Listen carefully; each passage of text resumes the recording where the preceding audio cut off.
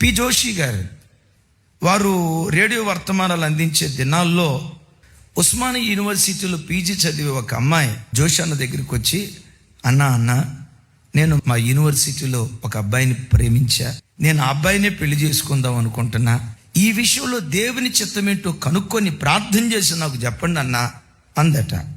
వెంటనే అయ్యగారు అడిగారట, బాబు బాప్తిస్మం తీసుకున్నాడా? వెంటనే అమ్మాయి చెప్పింది, లేదన్న, పూర్తిగా అన్యుడు, యేసు ప్రభు అంటే అసలు తెలియదు అన్నయ్య. కాకపోతే నా ధైర్యం ఏంటంటే భార్య తన సత్ప్రవర్తన ద్వారా తన భర్తను రాబట్టుకొనవచ్చును అని లేఖనాల్లో వ్రాయబడి ఉంది కదా అన్నయ్య, అందుకని నేను చేసుకుందాం అనుకున్నాను, అయినా మిమ్మల్ని అడిగి దేవుని చిత్తం ఏంటో తెలుసుకుందాం అనుకున్నాను అని అందట. సేవకుడమ్మా, దీనికి దీర్ఘ ప్రార్థన చేయాల్సిన అవసరం లేదు. ఈ విషయంలో దేవుని చిత్తం ఆల్రెడీ రివీల్డ్. విశ్వాసి అవిశ్వాసితో విజ్జోడిగా ఉండకూడదు. దేవుని ఆలయాలకు విగ్రహాలతో సంబంధం ఏంటి? ఇది దేవుని చిత్తం కాదు, పొరపాటును వివాహం చేసుకోకూడదమ్మా అని అంటే మనసులో అనుకుందట. అందుకే నేను పాస్టర్ గారి దగ్గరికి రానందే, నేనే డైరెక్ట్గా అడుగుతానని చెప్పి ప్రార్థన గదిలోకి వెళ్ళి ప్రార్థన చేసిందట. దేవా, నీ వాక్యం ద్వారా నాతో మాట్లాడు, ప్రార్థన చేస్తున్నానని బైబిల్ అట్లా ఓపెన్ చేసిందట. రావటం పరమగీతాలు వచ్చిందట.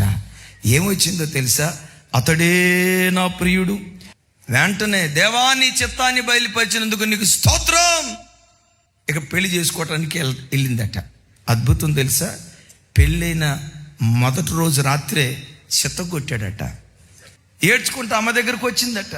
దేవుని చిత్తం ఏంటో కనుక్కొనే కదా నేను వెళ్ళింది, ఎందుకు ఇట్లా జరిగింది? మరలా దేవుని అడుగుతానా కానీ మరలా ప్రార్థన గదిలోకి వెళ్ళి, దేవా నీ చిత్తం కనుక్కొనే కదా నేను వెళ్ళిందని మరలా బైబిల్ తెరిచి బైబిల్లో వేలు పెట్టిందట.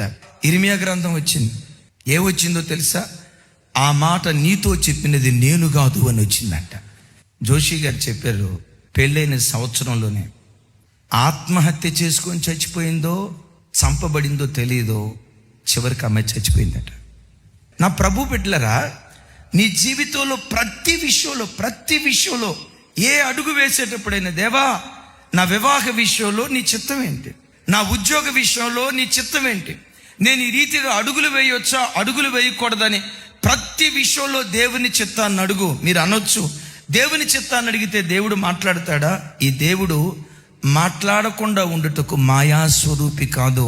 తన ప్రజలతో ఆ కాలమందైనా ఈ కాలమందైనా వాక్యము ద్వారానైనా స్వరము ద్వారానైనా కళ ద్వారానైనా ఈ రోజుల్లో కూడా తన ప్రజలతో ముఖాముఖిగా దేవుడు మాట్లాడతాడు.